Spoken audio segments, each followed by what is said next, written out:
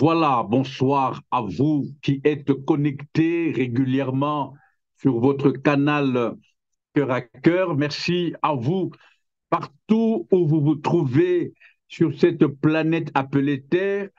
Bonsoir, bonjour, cela dépend de l'heure à laquelle vous vous connectez.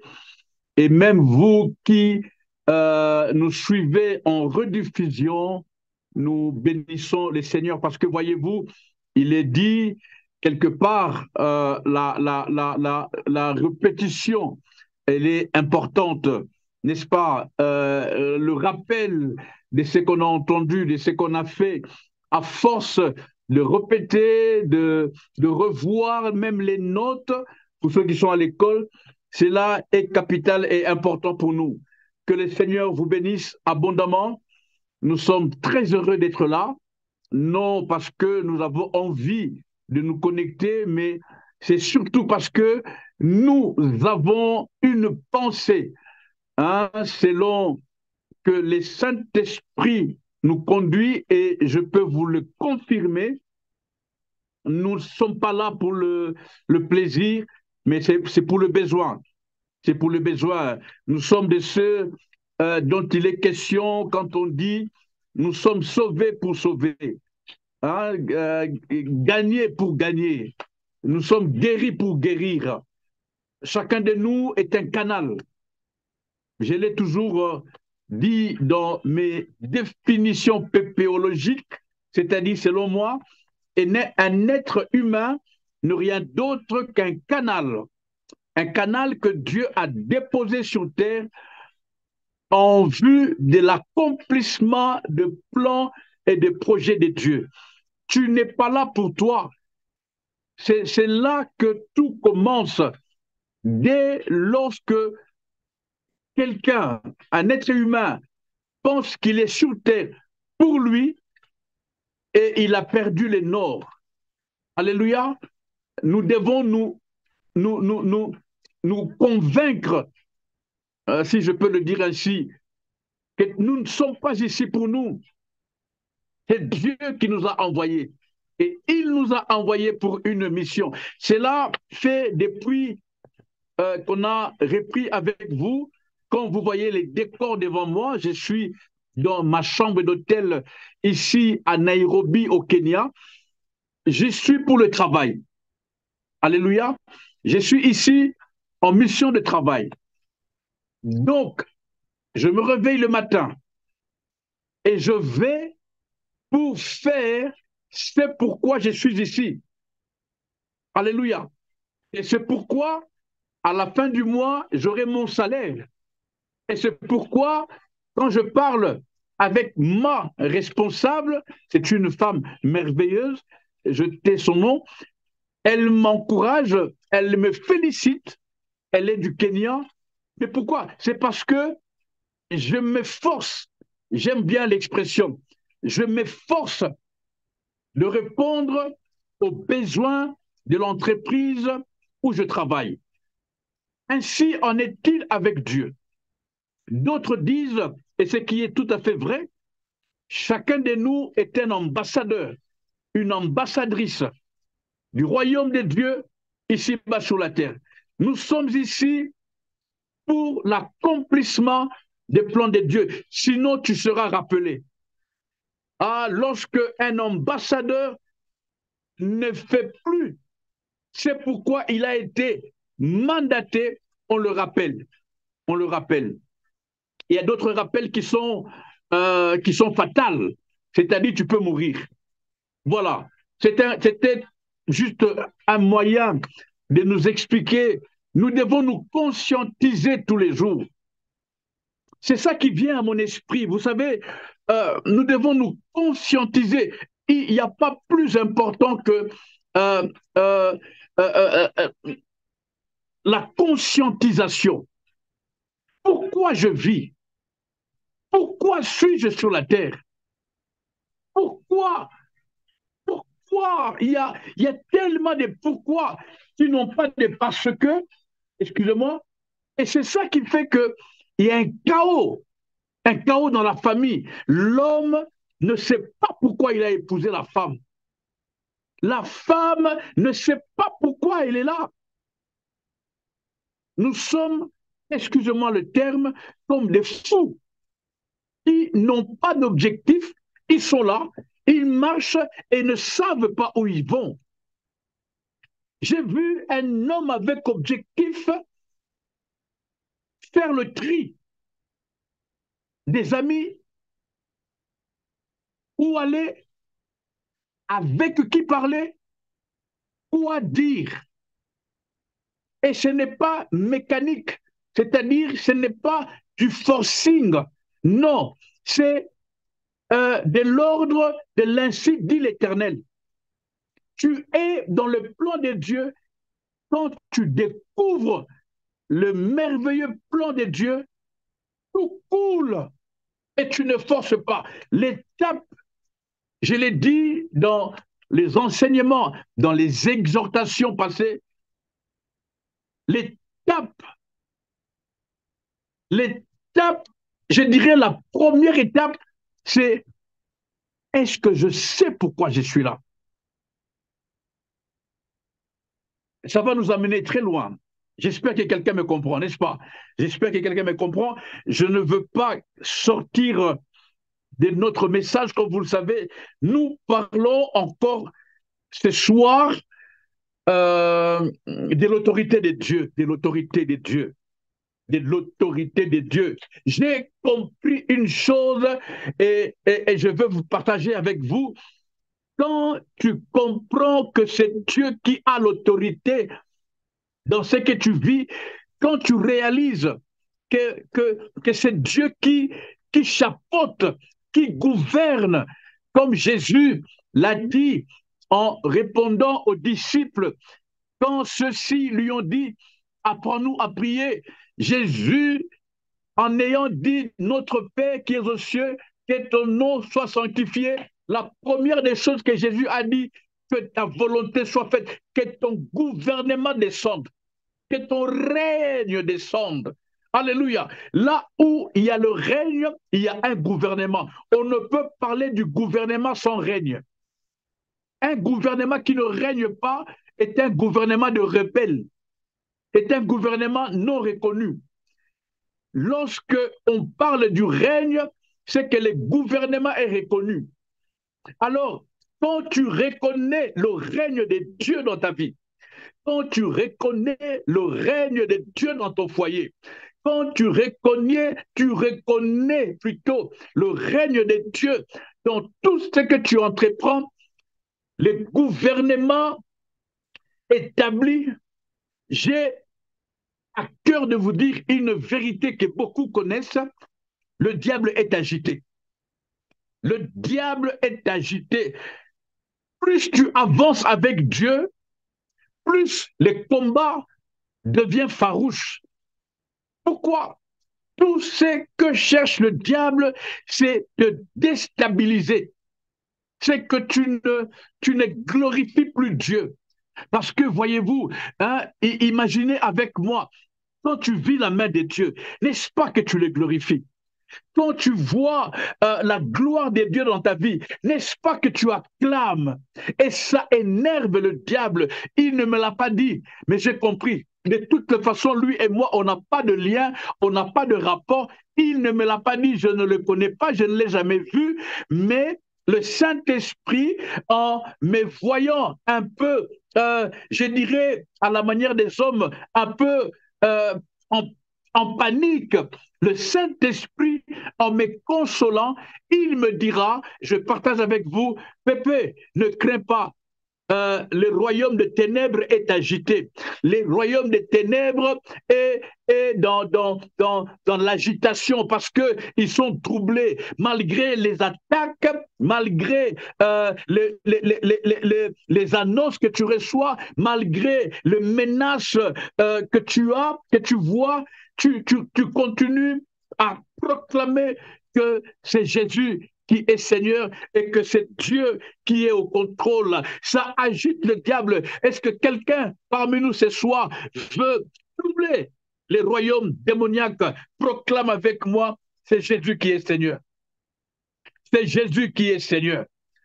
Ah, il est Seigneur. J'ai le mandat de la part du Seigneur de proclamer cette parole dans ta vie, de proclamer que Jésus est Seigneur dans ta vie, de proclamer que Jésus est au contrôle de toute situation que tu traverses, de proclamer que Jésus est au contrôle dans ta maison. Il n'est pas agité. Jésus n'a jamais été agité. Jésus est au courant de tout ce que tu traverses. Jésus connaît même les adversités que tu ne connais pas. Jésus voit même, écoutez, j'ai vu une émission, non pas une émission, une petite vidéo. En tout cas, tous ceux qui ont Facebook comme moi ont peut-être vu ça. Il y a, il y a un animal, comment on l'appelle? Zèbre, zèbre, voilà. On dit quoi? Une zèbre ou un zèbre? Bon, bref, il y a cet animal qui traversait, comment? Ah, mon français disparaît. Qui traversait l'eau. Voilà, c'est comme ça qu'on dit dans mon pays. Qui traversait l'eau. Dans mon pays, on ne dit pas lac, océan, non, on dit seulement l'eau. Il y a cet animal, ce zèbre, voilà. Hein, vous comprenez, hein, qui traversait. Et puis, derrière, il y avait un grand crocodile qui les suivait. Et ces zèbres-là, sans les savoir, marchaient calmement et même sortis de l'eau, hein, du lac, des ruisseaux, je ne sais pas quoi. Il est même sorti et le crocodile est venu en retard. Le zèbre est déjà parti. Et les crocodiles étaient dans tous ces états. Et puis, la personne qui a mis la vidéo a dit, voyez-vous, les nombres de combats que Dieu, dont Dieu nous épargne, on n'a pas idée. Écoutez, frères et sœurs, Dieu est au contrôle. Ah, Dieu est au contrôle. Je peux en parler toute ma vie. D'ailleurs, je ne parle que de ça. Dieu est au contrôle. Il est au contrôle. Alléluia. Dieu est au contrôle. Il contrôle toute situation. Il contrôle toute situation. Dieu est au contrôle. Quelqu'un dit avec moi, Dieu est au contrôle. Il est au contrôle. Il est au contrôle. Il est au contrôle. Alléluia. Il est au contrôle. Il est au contrôle. Il est au contrôle. Laissez-moi lire la parole de Dieu. Comme vous le savez, je ne viens jamais, alors jamais le main vide. J'ai la parole avec moi. Il est au contrôle. Il est au contrôle parce qu'il sait tout. J'aime beaucoup quand on parle de notre Dieu. La Bible dit il est omniprésence, il est omniscient, il est omnipotent, il est au contrôle, il connaît toutes choses. Rien n'arrive sur cette terre que Dieu soit surpris. Ah non, non, il n'a jamais été surpris, il n'a jamais été épaté, il a le plein contrôle. Il connaît toutes choses. Il connaît toutes choses. Nous sommes aujourd'hui, Dieu connaît toutes choses. Il connaît ton lendemain. C'est pourquoi il a dit, ne t'effraie point, ne t'épouvante point. J'ai tes lendemains entre mes surmains. Dieu est au contrôle. Il contrôle ta santé. Il contrôle tout. Vous savez, Dieu est capable et avec amour d'effacer maintenant tout le péché que tu as commis, de te sauver de toute maladie, du sida, de cancer. Dieu est au contrôle. Il n'y a rien qui soit trop difficile pour Dieu. Un ange a dit, cela est impossible aux hommes, mais cela est possible à Dieu. Il est capable, il a fait les summums de miracles, il a ressuscité un mort. Dieu est au contrôle. Reste seulement stable, reste calme, branché à Dieu. Dieu est au contrôle. On ne joue pas avec une plaque qui est branchée. Vous savez, un jour, j'ai beaucoup aimé, quelque part, il y avait une plaque. Alors je l'ai branchée. Et pour moi, une plaque branchée, après quelques temps, elle devient rouge. Hein, quand je dis une plaque, un réchaud, je l'ai branché parce que je voulais me faire un petit repas. Et puis, la plaque branchée, mais elle ne devenait pas rouge. Bon, comme je ne suis pas habitué parce que la cuisine de mon épouse, chez nous, en Belgique, il n'y a pas ça. Et là, c'était au Congo. Et puis, quelque chose me dit de toucher un peu pour voir. Je ne sais pas si ça vous arrive, hein, soyez sincères. Alors, j'ai essayé de voir, mais comment est-ce que la plaque n'est pas rouge? J'ai essayé de toucher la plaque. My God! Eh, mes pauvres doigts! Moi, je croyais qu'une plaque devait être rouge, n'est-ce pas? Est-ce que quelqu'un voit l'image? En tout cas, pour ceux qui... Non, même en Europe, hein, il y en a, même au Canada, il y a des réchauds comme ça. Quand tu branches, il faut que la plaque... Enfin, quand la plaque est rouge, c'est qu'elle est chaude. Mais celle-là, pour des raisons que j'ignore, quelqu'un me dira qu'elle est venue de la Chine, elle n'était pas rouge, mais elle était déjà chaude. J'ai mis mes doigts mal. Bon, comme il y avait des enfants, je n'ai pas crié, j'ai fait aïe. Écoute, quand tu es branché, même quand tu dors, le diable pense que tu dors. Non, tu es branché. Eh, Manderebosa, tu es branché. Quand tu es branché, même si on ne te voit pas prier, mais tu es branché. Est-ce que quelqu'un voit de quoi je parle? Quand tu es branché, même si tu n'es pas allé à l'église, oui, je le répète, même si tu n'es pas allé à l'église, mais si tu es branché, tu es branché. Quelqu'un dit avec moi, je suis branché. Ah, si tu n'es pas branché, dis avec moi, je veux me brancher. Branche-toi. On ne voit pas que tu es rouge, mais tu es branché. Et celui qui est branché, il sait qu'il est branché. Et celui qui est branché, il le sait. Il sait qu'il est branché. Et il est un danger pour le monde des ténèbres. Il est un danger pour les mouches qui ne voient pas. Et quand ils ne voient pas, ils pensent que, quand ils ne voient pas les rouges, ils pensent que tu es tiède. Et quand ils viennent, ah, tu es branché, branche-toi, branche-toi. Je sens dans mon esprit d'encourager quelqu'un qui se sent, qui se culpabilise parce que tu ne pries pas beaucoup. Écoutez, permettez-moi d'ouvrir une parenthèse.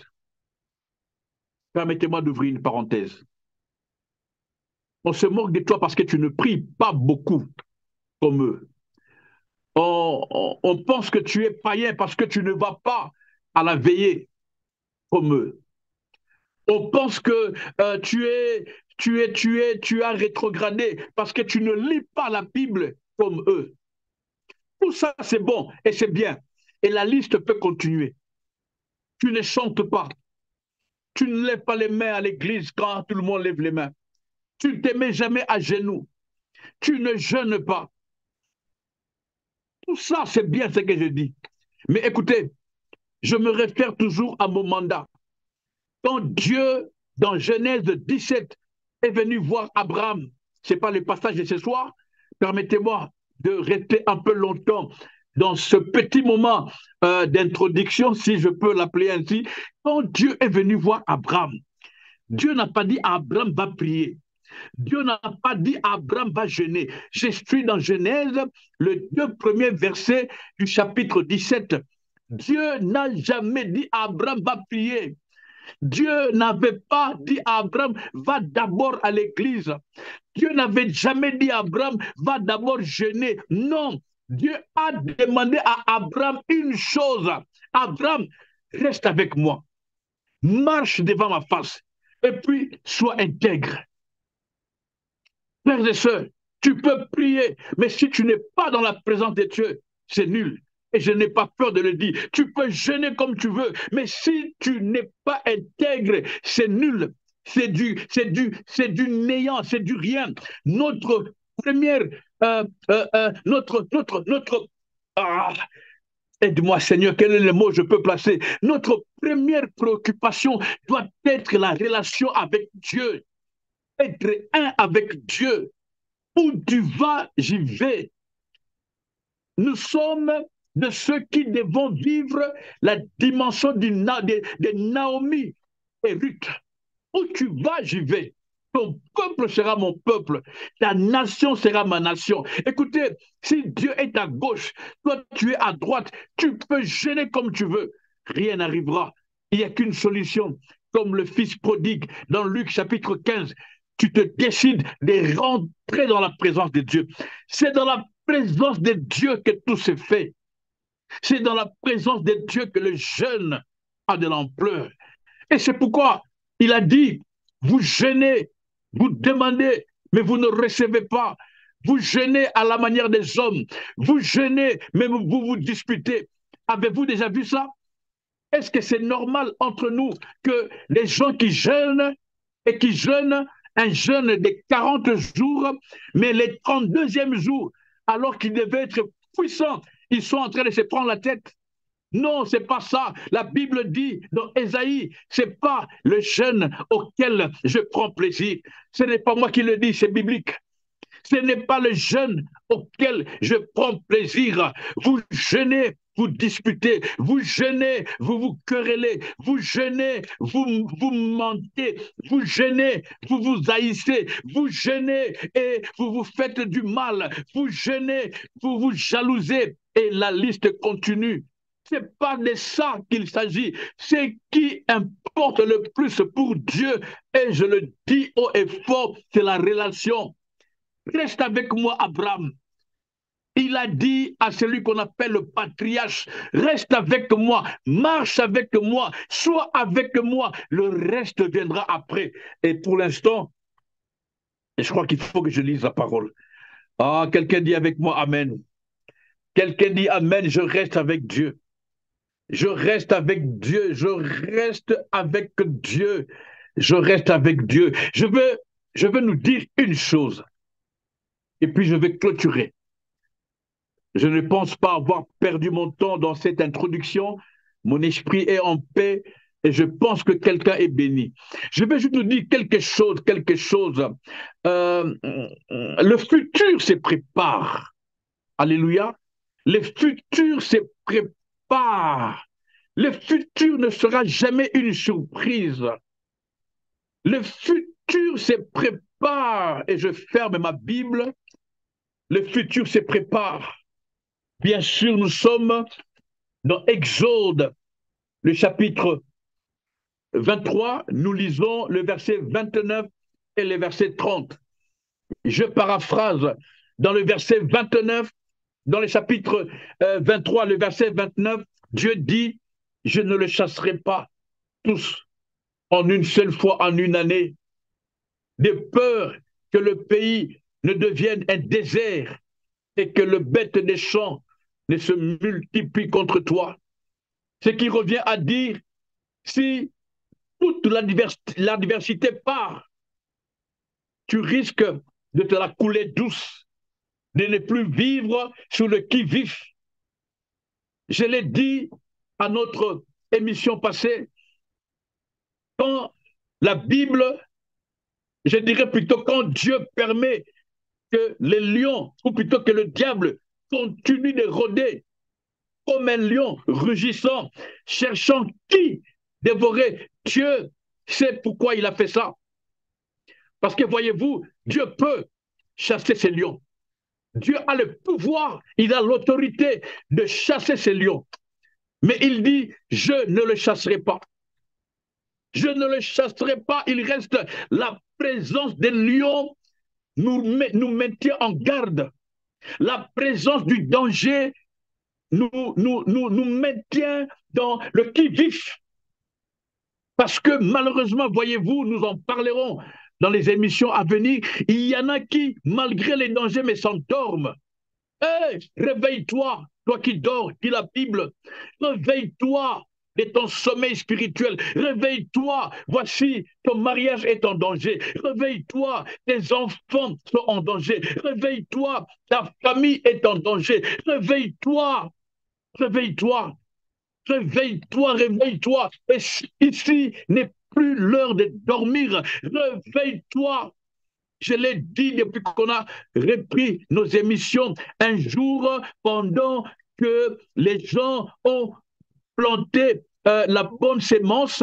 La Bible dit, ils sont allés dormir et puis le matin, quand ils se réveillent, ils viennent, ils étaient étonnés de trouver que la bonne sémence avait poussé en même temps avec la mauvaise. Alors ils étaient surpris, ils voulaient couper la mauvaise sémence. Qui les a arrêtés? Dieu.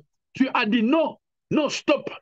Et Dieu leur a dit, quand vous êtes allés dormir, l'ennemi est venu et a sémé la mauvaise sémence. Dieu avait vu. Je vous laisse de réfléchir sur ça. Dieu avait vu. Pourquoi Dieu n'avait-il pas empêché l'ennemi? Dieu a laissé, a permis que l'ennemi fasse ce qu'il avait à faire. C'est une grande leçon que nous devons tirer dans ce genre de conseils divins. Ne t'endors pas, réveille-toi. Réveille-toi à 6 heures. Réveille-toi dès l'aurore. La Bible dit, jette la sémence. Tu ne sais pas ce qui va arriver pendant la journée. Ne sors pas comme... soyons sur le qui-vif. Soyons sur nos gardes. La Bible dit, soyez sobres et vigilants. Dieu dit, je ne le chasserai pas. Et puis, ce n'est pas moi qui le dis, je le répète, la Bible déclare, les lions, le diable rôde comme un lion, rugissant, cherchant qui dévorer. Ah, le diable ne dévore pas tout le monde. Ah, quelqu'un dit avec moi, le diable ne va pas me dévorer. Je suis indévorable, immangeable. Pourquoi? Pas parce que tu pries beaucoup, pas parce que tu gênes beaucoup. Non, parce que tu es dans la présence de Dieu. Tu es sur le qui-vif. Tu contrôles ton langage, tu contrôles tes actions, tu veilles sur ton comportement. Vous savez, à un moment donné, tu as toutes les raisons de te mettre en colère, mais tu préfères éviter. C'est pourquoi quelqu'un m'a dit, à mon âge, quelqu'un de mon âge m'a dit, écoute, Pépé, à notre âge, évitons les disputes, évitons le querelle. Ça ne sert à rien. Si quelqu'un dit c'est un 6, pendant que moi je vois un 9, dis-lui, il a raison. Quelqu'un m'a même dit sur Facebook, il ne m'a pas dit, j'ai vu sur Facebook, si quelqu'un te dit que l'éléphant peut voler, dis-lui, c'est bon, c'est bon. J'ai un collègue au travail, au Congo qui m'a dit, écoutez, parce que je me suis dit, mais pourquoi tu permets ça? Pourquoi tu laisses ça? Pourquoi tu acceptes? Il m'a regardé et quand j'ai fini, il m'a dit, tu as fini? J'ai dit oui. Il m'a dit, mon frère Pépé, ça ne sert à rien que je gaspille mon énergie dans ces combats. Ça ne me mènera nulle part. Mon seul combat, c'est de me garder éveillé, de me garder sobre pour ne pas rater le ciel.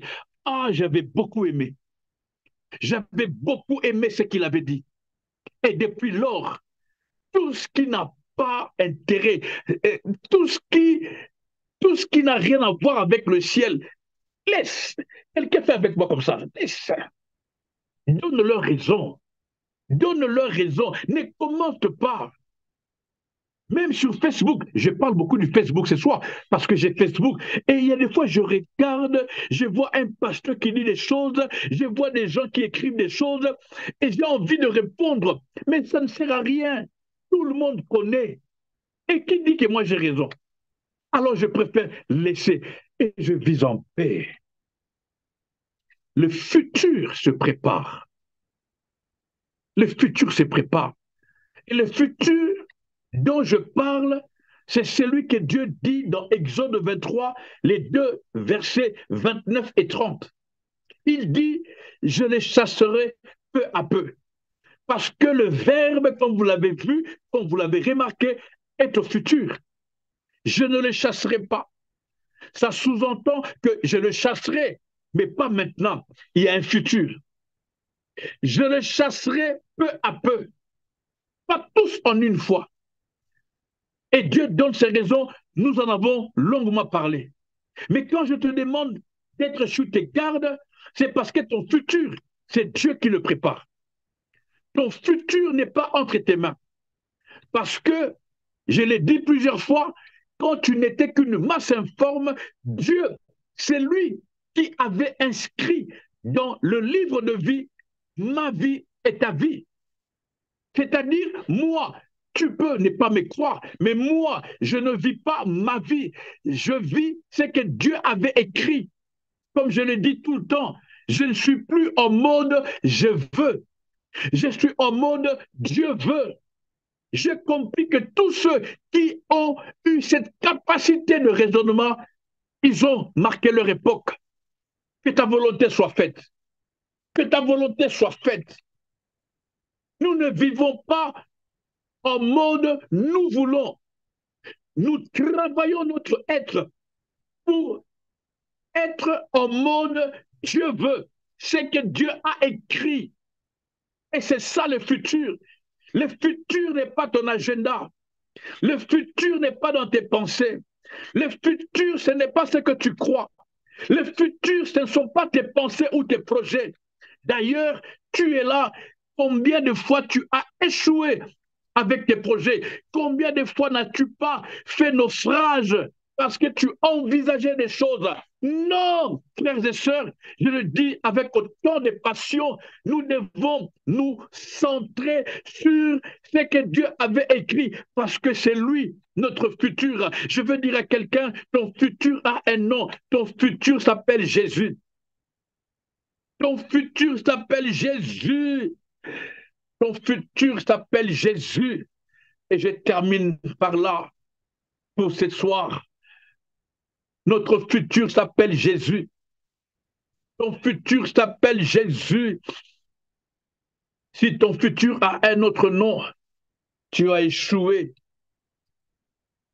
Si ton futur a un autre nom, tu n'arriveras pas. Notre futur s'appelle Jésus. Oui, je te permets, tu peux oublier ou avoir du mal à comprendre tout ce que l'Esprit nous a dit ce soir, mais n'oublie pas, ton futur a un nom. Ton futur s'appelle Jésus. Ton futur s'appelle Jésus. Il est notre futur. Il est notre futur. C'est pourquoi on dit souvent, je te donne ma vie. Je te remets ma vie. Écoutez, nous ne prions pas pour le présent, nous prions pour le futur. Parce que le présent, comme cela se dit en français, c'est un cadeau qui nous est déjà donné. Mais maintenant, demain, demain, demain, demain, demain, notre futur s'appelle Jésus. Et nous voulons prendre soin de notre futur. Nous voulons embellir notre futur. Nous voulons nous concentrer sur notre futur. Si tout en toi devient Jésus fiable, tu as un futur assuré. Ton futur s'appelle Jésus. Mon futur s'appelle Jésus. Le futur de ma maison s'appelle Jésus. Il est mon lendemain, comme il a dit. Oh, alléluia. Ton futur s'appelle Jésus. Tu ne peux devenir que ce que Jésus a dit. Si tu es à l'encontre de ce que Jésus a dit, tu ne connaîtras pas le bonheur parce que le seul futur heureux, c'est celui que Jésus a préparé pour nous. C'est ce qu'il a dit. Je vous prépare un avenir merveilleux avec un bonheur magnifique. C'est le seul futur qui est heureux. Tous ceux, il faut que je le dise, permettez-moi, donnez-moi 5 minutes. Tous ceux qui ont préparé, qui ont inventé, qui ont trafiqué leur futur, l'histoire nous a dit comment ils ont fini. Judas l'Iscariote s'est pendu. Ah, je ne veux pas citer les noms de tous ces gens-là, mais tous ceux qui ont pris un mauvais chemin pour un futur qu'eux-mêmes avaient envisagé, que ce soit des stars, musiciens de ce monde, des stars de foot, partout. Tous ceux ont, qui ont provoqué ou qui ont créé leur propre futur, ils ont mal fini. Alors, comme je l'ai dit, je suis venu ce soir pour nous parler de notre futur et nous dire que le futur se prépare. Le seul moyen de préparer ce futur, c'est de nous engager à rester unis en bon terme avec Jésus. C'est de travailler notre capacité à obéir à Jésus. En un mot, d'être sérieux avec Jésus. Et le sérieux, c'est quand cela est en rapport avec la jésufiabilité. Si tu n'es pas jésufié, tu n'as pas de futur. Je n'ai pas peur de le dire. Le démon le savent. Le seul moyen de vivre heureux et d'avoir un futur merveilleux, c'est quand Jésus est le centre de notre vie. Prépare ton futur. Prépare ton futur. On a souvent dit, ne te bats pas à laisser des villas, des maisons, des héritages à tes enfants comme pour assurer leur futur. Non, je peux vous dire, j'ai connu ça dans ma propre famille. Il y a des familles qui ont été divisées à cause de l'héritage. Il y a des familles qui ont été, qui sont divisées jusqu'à ces jours. Il y a même eu mort d'hommes. Pourquoi? Parce que l'héritage les a séparés. Le papa a travaillé avec acharnement pour laisser un héritage à ses enfants. Mais un héritage de ce monde ne peut nous garantir un futur merveilleux. Le seul futur pour tes enfants, laisse-leur Jésus. Que Jésus soit votre présent, que Jésus soit votre futur, que Jésus, oui, je prie pour toi, pour ta famille, je prie pour toi, pour ta maison, que Jésus soit ton futur, qu'il soit le futur de tes projets professionnels, que Jésus soit le futur dans ton travail, que Jésus soit le futur dans ton couple, que Jésus soit le futur pour élever tes enfants, que Jésus soit ton futur pour ton commerce. Là où est Jésus, le règne est assuré. Là où est Jésus, la Bible dit, c'est là que le Saint-Esprit est, et cela nous assure un avenir meilleur, un avenir plein d'espérance. Au nom de Jésus, au nom de Jésus, nous prions, Seigneur, et nous te disons merci pour notre futur. Merci parce que tu nous permets de croire en ce futur. Nous ne sommes pas là à réciter, à crier. Non, nous sommes là pour nous conscientiser, pour nous discipliner, pour nous efforcer de croire en ce que tu nous as dit ce soir. Notre futur, c'est Jésus. Notre avenir a un nom et ce nom, c'est Jésus. Notre devenir, c'est Jésus. Merci de prendre soin de cet homme, de cette femme, de ce jeune homme, cette jeune fille qui ont prié avec nous ce soir et d'assurer leur avenir en te plaçant au centre de leur maison. Oui, le futur est venu chez nous et il a toqué à la porte. Il a dit, si tu entends ma voix, ouvre afin que j'entre. Le seul moyen d'avoir un futur assuré, c'est d'avoir Jésus dans sa maison, Jésus au centre, d'avoir une vie jésufiée, d'avoir un programme christocentré, que tout soit et que tout tourne autour de Jésus. Oui, Jésus est un futur qui protège le présent. Écoute ce que je te dis, Jésus est un futur. Jésus est notre futur qui protège notre présent et qui empêche à notre passé de nuire à Jésus. Jésus est notre futur qui protège notre présent et qui empêche à notre passé de nous déstabiliser. Beaucoup ont échoué à cause du passé, parce qu'ils ont été retenus par leur passé. Beaucoup ont peur, beaucoup ont mal à mettre le pas, à sortir de leur confort, parce que le passé, ce qu'ils ont vécu, les a gardés enchaînés. Il y a une femme qui a refusé le mariage parce qu'elle a souffert dans le passé. Écoute, il y a un futur qui te protège maintenant dans le présent et qui détruit la puissance du passé qui t'empêchait d'aller de l'avant. Je proclame cette parole pour toi. Oui, pour toi qui es là et qui a prié avec nous. Même toi qui nous suivras en rediffusion. Toi qui est en train de nous suivre en rediffusion. La parole de Dieu n'est jamais en retard. Elle arrive au bon moment pour qui veut l'entendre. Reçois cette prière au nom de Jésus. Sois libéré de ton passé, sois dégagé de ton passé, sois sécurisé dans ton présent au nom de Jésus, notre futur. Et quelqu'un dit avec moi, Amen.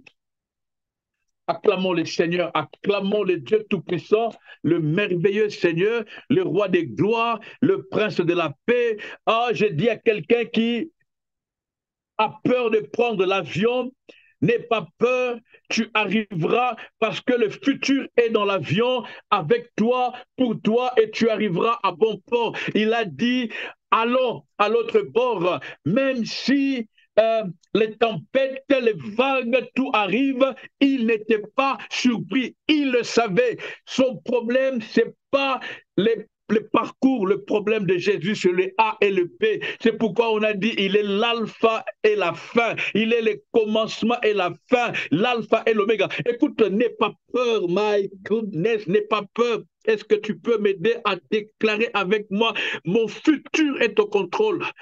C'est un futur qui a commencé avec toi. Et c'est un futur qui t'attend à la fin. Oh my God, il y a tellement à parler par rapport à ça. Je dois m'arrêter là. Je crois que j'ai dépassé les 30 minutes. Je suis sincèrement désolé. Mais voilà, restons connectés sur notre canal Cœur à Cœur et ensemble, n'oublions pas, notre futur est avec nous au présent. C'est le seul futur. Ce n'est pas un futur conjugué. Non, c'est un futur qui est avec nous au présent et qui empêche le malin de nous détruire.